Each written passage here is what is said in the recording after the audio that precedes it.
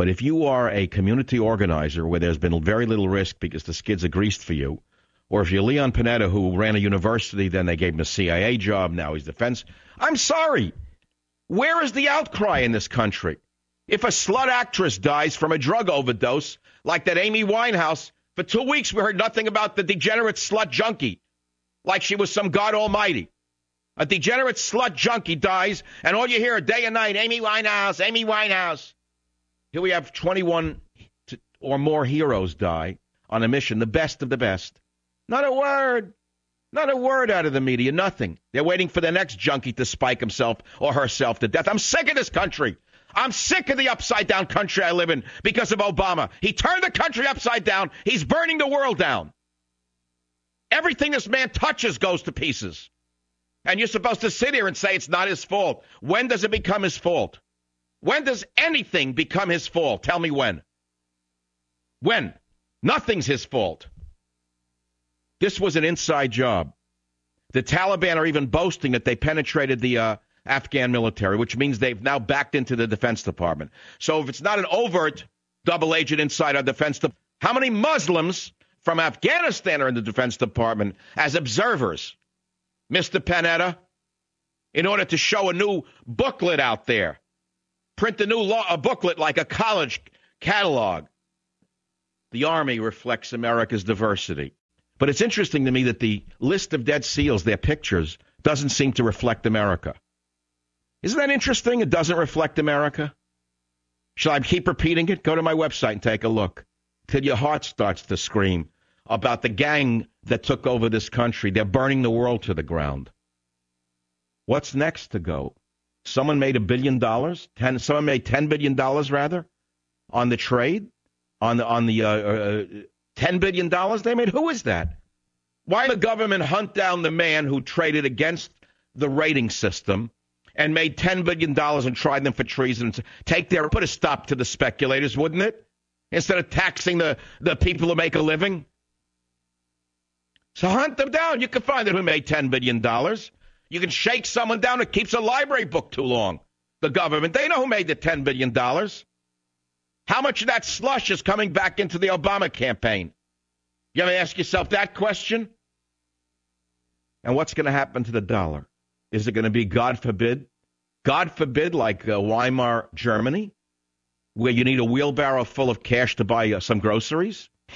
There was a term going back to the Revolutionary War, where the term not worth a continental dollar originated, when the U.S. Continental, a fiat currency, fell in value, and by 1780 was worth 1/40th of face value. And by May of 1781, right here in America, it was so worthless it ceased to circulate as money. Why did this happen? You ready for this? It was blamed on too many bills being printed and counterfeits circulated by the British, who were waging economic warfare against the colonies. Maybe the Chinese are printing money. Is that possible?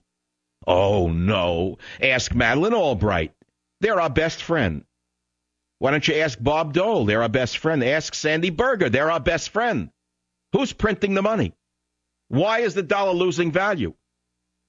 Why is this government devaluing the dollar along with our enemies?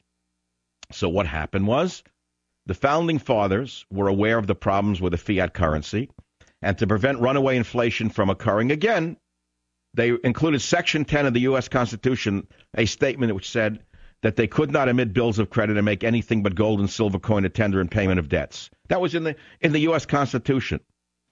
Did you hear that?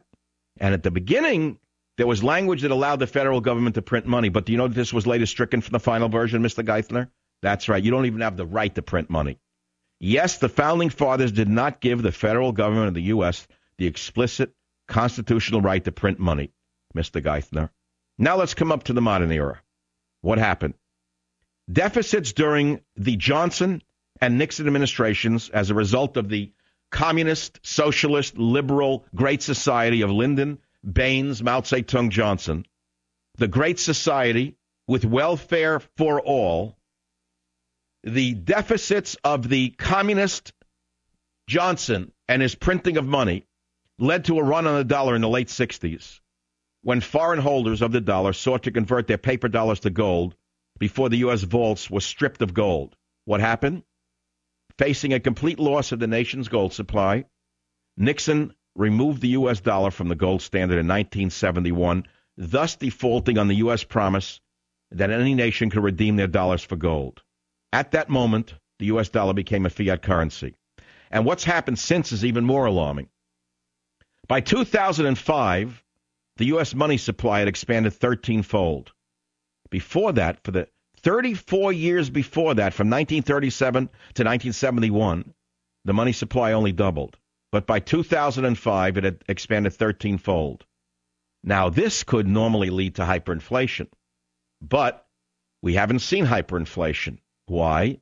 Because the dollar is the world's reserve currency. What this means is the other nations have to buy and hold on to dollars. However, my friends, the reserve status is a privilege. It is not a right. And China is now calling for a substitution of the dollar as a reserve currency. You know what will happen? Do you know what will happen if the U.S. dollar is taken out as the global reserve currency, which China wants? It would be a catastrophe for the value of the dollar. Everyone holding dollars would rush to get out of them, either by outright currency conversion or by bidding up the value of U.S. goods as they rush to unload their dollar holdings. And what would the impact be on you if you have money in a bank? Are you ready for this? Peter Schiff of Euro Pacific Capital says the dollar could devalue by more than 70%. I'm going to stop right here. If you want to read more about it, there's a fabulous article by Jonathan Sherman, U.S. dollar is the next financial shoe to drop. I took it from Forbes and linked it to michaelsavage.com. I'll go to the callers now on the debacle that should have made Obama hang his head in shame, if not resign. But obviously the man has no shame. No shame whatsoever.